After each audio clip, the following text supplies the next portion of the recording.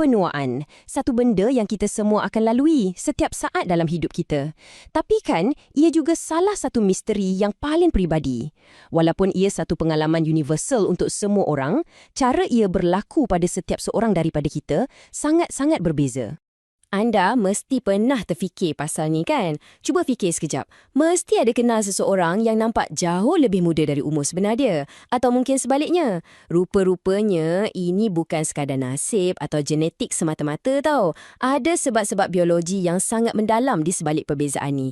Dan itulah yang kita akan cuba fahamkan bersama hari ini. Okey, dalam beberapa minit akan datang, kita akan bongkar dua teka-teki besar ni. Pertama sekali, kenapa badan kita ni macam dah ada tarikh luput yang siap-siap diprogramkan? Dan yang lagi menarik, kita akan faham faktor-faktor apa yang sebenarnya mengawal jarum jam penuaan tu. Apa yang boleh lajukan dia dan apa yang mungkin boleh perlahankannya. Ini peta perjalanan kita untuk hari ini. Kita akan mula dari yang paling kecil, iaitu di dalam sel kita. Lepas tu, kita naik sikit. Tengok macam mana tetapan ni boleh berubah. Kemudian, kita akan lihat macam mana masalah kecil ni boleh merebak ke seluruh badan. Apa yang sains tengah usahakan. Dan akhir sekali, kita akan cantumkan semuanya untuk dapatkan gambaran penuh. Jom? Baiklah, jom kita mula dengan teka-teki yang pertama. Nak betul-betul faham pasal penuaan ni, kita kena mula dari unit paling asas yang bina kita semua, iaitu sel kita. Jauh di dalam setiap sel, ada satu jam yang tak pernah berhenti berdetik.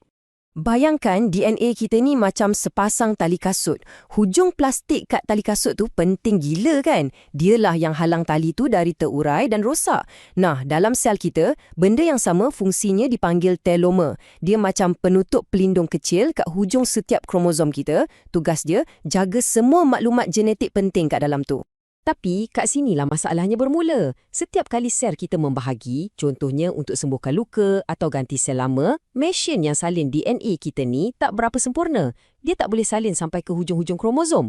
Hasilnya, macam yang anda nampak ni, setiap kali sel membahagi, teloma tu jadi pendek sikit. Lepas tu pendek lagi dan lagi. Sampailah satu tahap, teloma tu dah jadi terlalu pendek untuk lindungi DNA. Bila sampai tahap ni, sel tu akan buat satu keputusan drastik. Dia berhenti membahagi. Terus, proses ni kita panggil senescence selular. Jadi, berapa kali benda ni boleh jadi? Untuk kebanyakan sel manusia, had dia lebih kurang antara 40 hingga 60 kali pembahagian. Ini kita panggil had Hayflick. Sempena nama saintis yang menemuinya. Fikirkan ia macam had hayat yang dah terbina dalam untuk sel-sel kita. Inilah sebabnya kenapa tisu badan kita tak boleh nak perbaharui diri sendiri selama-lamanya. Sekarang, ini bahagian yang paling menarik. Anda mungkin tertanya, kenapa badan kita ada had macam ni? Kenapa tak biarkan je sel membahagi sampai bila-bila? Jawapannya, ini sebenarnya satu ciri keselamatan yang sangat-sangat penting untuk elak kanser. Bila kita hadkan bilangan pembahagian sel, badan kita kurangkan risiko satu sel tu rosak dan mula membahagi tanpa kawalan. Jadi, harga yang kita kena bayar untuk perlindungan dari kanser ni ialah penuaan yang tak dapat dielakkan. Satu kompromi biologi yang luar biasa kan? Okey, so kita dah faham pasal jam dalaman ni. Tapi kalau penuaan ni cuma pasal telomere yang makin pendek, sepatutnya semua orang menua dengan kelajuannya sama. Dan kita tahu benda tu tak betul kan? Jadi, apa sebenarnya yang buat jarum jam tu bergerak lebih laju atau lebih perlahan? Ini yang membawa kita kepada tetapan pada jam biologi kita. Ramai orang ingat yang umur panjang kita ni banyak bergantung pada gen yang kita warisi. Tapi data tunjukkan cerita yang sangat berbeza. Genetik sebenarnya cuma menyumbang sekitar 25% je. Yang lagi besar, 75% tu datang dari persekitaran, gaya hidup dan macam-macam faktor lain. Maksudnya, gen anda mungkin bagi titik permulaan. Tapi cara anda hidup tu yang sebenarnya tentukan perjalanan penuaan anda. Jadi, macam mana faktor luaran ni boleh kacau badan kita sampai ke peringkat sel? Jawapannya ada dalam satu bidang yang sangat menarik, epigenetik. Bayangkan DNA kita ni macam satu buku resepi gergasi. Dalam tu ada semua resepi untuk bina dan urus badan kita. Epigenetik ni pula, dia macam sticky notes dan penanda yang kita letak kat muka surat buku tu. Dia tak ubah resepi, tapi dia bagi tahu sel, okey, hari ni guna resepi ni. Atau, resepi yang ni jangan guna. Faham kan? Lama-kelamaan, disebabkan faktor macam pemakanan, senaman dan stres, sticky notes ni boleh beralih, tertanggal atau tersalah letak. Kita panggil ni hanyutan epigenetik.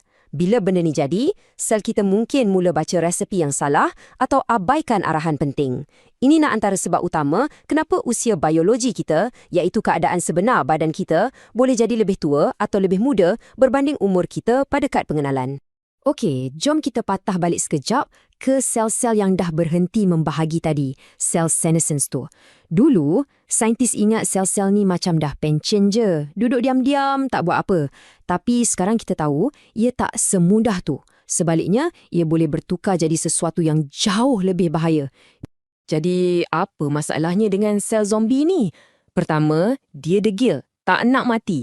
Tapi yang lagi teruk, dia mula keluarkan macam-macam isyarat kimia yang menyebabkan keradangan. Nama saintifiknya SASP. Bayangkan, dia ni macam menjerit tanpa henti, keluarkan asap toksik. Jeritan ni bukan je rosakkan kawasan sekeliling, tapi dia boleh jangkiti sel-sel sihat yang lain, suruh sel-sel tu jadi tua juga. Setakat ni, kita dah tengok masalah pada skala yang sangat kecil.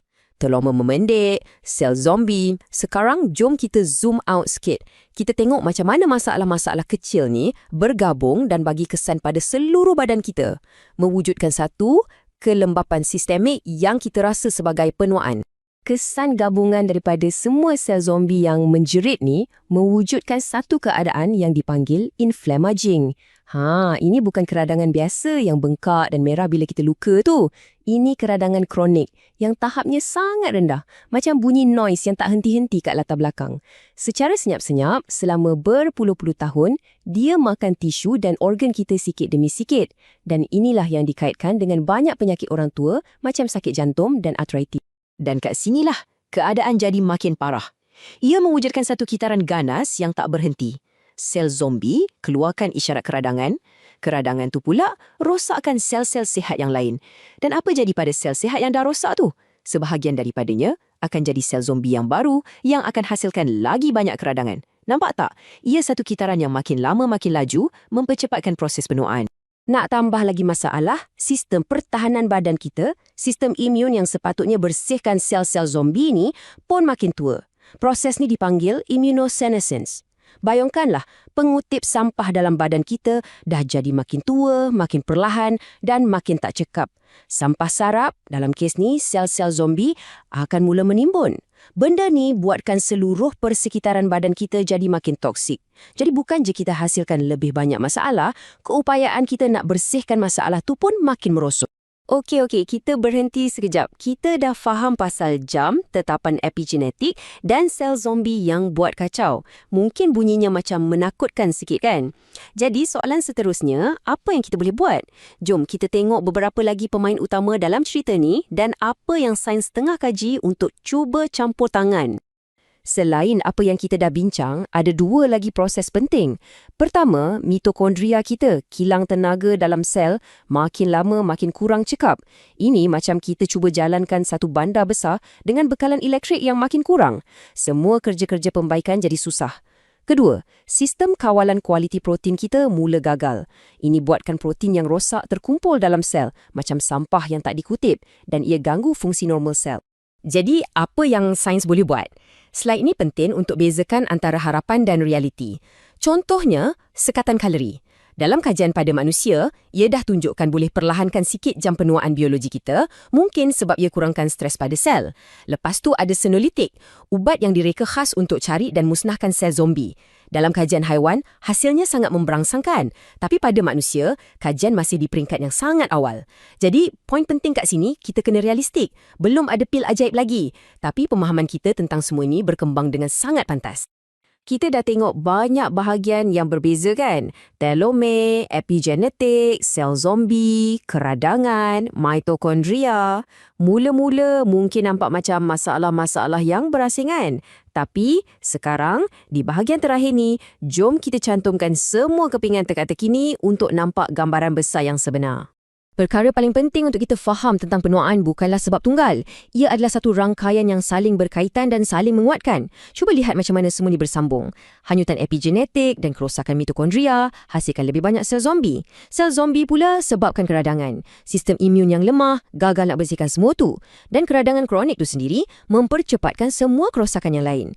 Jadi penuaan ni bukan macam satu switch on off, tapi ia satu sistem kompleks yang hilang keseimbangannya sikit demi sikit. Jadi, kita tutup perkongsian kita dengan soalan ini. Kalau kita faham penuaan ni sebagai satu rangkaian yang kompleks dan bukan satu masalah yang perlu diselesaikan, macam mana ia mengubah cara kita fikir tentang kesihatan sepanjang hidup? Ia bukan lagi pasal nak cari satu penawar untuk hari tua. Sebaliknya, ia pasal menguruskan satu sistem yang rumit sepanjang hayat kita.